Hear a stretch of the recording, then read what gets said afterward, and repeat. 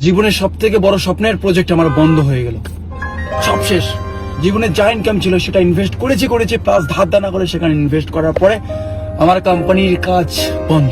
তো কি খবর বন্ধুগণ, আমি নিউজি ছেলে অ্যান্ড গাইস, প্রথমেই আমরা কথা বলবো সুপারস্টার দেবকে নিয়ে। দেব তার মোস্ট হাইপ মুভি খাদানের টিজার কেনই বা পোস্টপন করলো? আপনারা হয়তো সবাই জানেন 15ই আগস্ট খাদান মুভি টিজার আসার কথা ছিল, কিন্তু বাংলার লজ্জাজনক ঘটনা আরজে কর মেডিকেল হসপিটালের ধর্ষণ করে খুন এখন অনেক বড় আকার নিয়েছে বাংলায়। তারই কারণে রিগ্রেট হয়ে খাদানের টিজার পোস্টপন করে এবং দেব স্টোরিতে লেখেন, আরজে কর ঘটনার কারণে আমরা অনেক শোকাহত। এই সময় আমাদের মনোযোগ দোষীদের বিচার চাওয়ার দিকে থাকা উচিত। আমরা দোষীদের কঠোর শাস্তির আবেদন জানাই। চলুন নেক্সট আপডেটটির ওপর। রিসেন্টলি মধুমিতার প্রচন্ড হেট আসছে সোশ্যাল মিডিয়া থেকে। কি এমন করে ফেলে মধুমিতা যার কারণে হেট আসছে তার? সাধারণ ভারতীয় নাগরিকদের মতন সেও সবাইকে স্বাধীনতা দিবসের শুভেচ্ছা জানাতে সোশ্যাল মিডিয়ায় পোস্ট করেন এবং তা থেকে শুরু হয় কন্ট্রোভার্সি। স্বাধীনতা দিবসের জায়গায় লিখে ফেলেন স্বাধীনতা দিবস।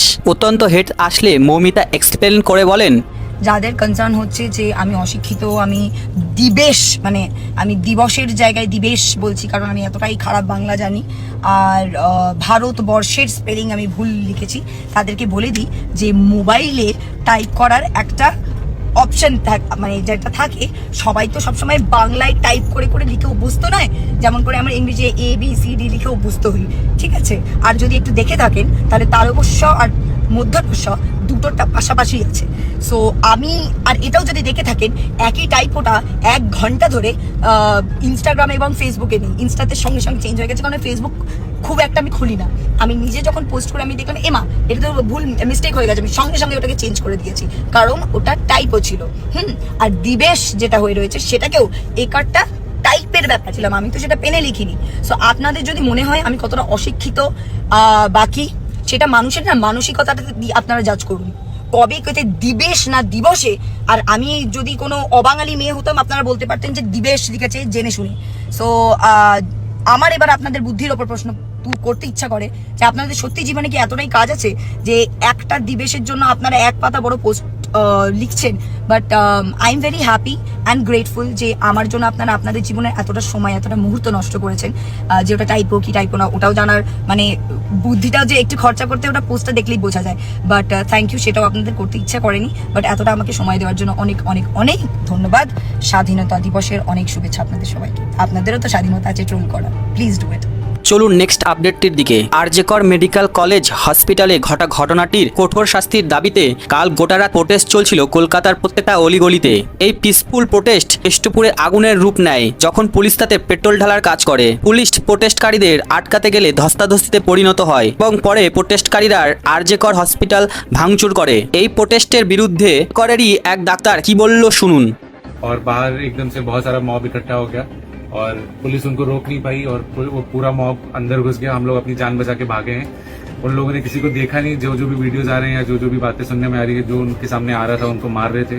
हम पेशेंट पार्टी सबको उन्होंने मारना स्टार्ट कर दिया। डॉक्टर्स को भी बहुत ज्यादा चोट लगी है और इधर सब लोग अलग अलग जगह छुपे हुए हैं। जैसे आप देख ही रहे हैं, हम लोग भी एक जगह पे छुपे हुए हैं और जितनी भी गर्ल्स थी, जितनी फीमेल डॉक्टर्स थी, उन पे भी उन्होंने जितने भी वो लोग थे अटैक किया है। सब लोग अपनी अलग अलग जगह छुपे हुए हैं। हम लोग उनसे कुछ कांटेक्ट भी अभी उतने अच्छे से बना नहीं पा रहे हैं और बाहर से भी अभी ये न्यूज़ आई है कि एक और मॉब फिर से शायद आने वाली है। LM हॉस्टल के पास है, 3 से 4 हज़ार तक के लोग हैं उसमें। तो मैं आप सब लोगों से जो भी देख रहे हैं ये अपील करता हूँ।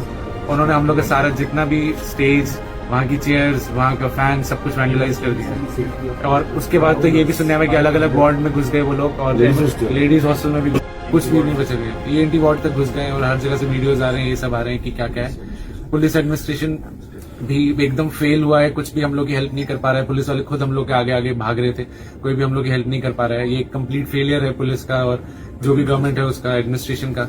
हम लोग आप लोगों से अपील कर रहे हैं, जो भी देख रहे हैं प्लीज इस वीडियो को स्प्रेड कीजिए और हम लोग को बचाइए। हम लोग बहुत डरे हुए हैं और एक लास्ट मैसेज ये है कि हम लोग का मूवमेंट रुकेगा नहीं। हम लोग को जितना भी दबाने की कोशिश किया जाएगा हम लोग वापस आएंगे और ये एकदम पीसफुल मूवमेंट चल रहा था, उसको आप लोग देख ही रहे हैं। आज एक फीमेल डॉक्टर के साथ ऐसा हुआ जिसपे ये पूरा मूवमेंट स्टार्ट हुआ और एक फीमेल मार्च के दौरान ही बाहर मॉब ने हमें अटैक कर दिया। इसकी जिम्मेदारी कौन लेगा बताइए? अभी हम लोग यहाँ डर के बैठे हुए, कोई भी नहीं है बाहर। हमारा इतने दिन का मेहनत जो भी हम लोगों ने किया था सब तोड़ दिया उन लोगों ने, पूरा इमरजेंसी तोड़ दिया। पेशेंट्स को मारा, डॉक्टर्स को मारा, अब और क्या रह गया है। मैं आप लोगों से यही अपील करता हूँ कि प्लीज इसको, इस मैसेज को, इस वीडियो को अब जितना शेयर कर सकते करिए और प्लीज हमारी मदद कीजिए। এইবার দেখুন যেই ঘটনাটির কারণে ডক্টরটি এই মন্তব্যটি করেছেন।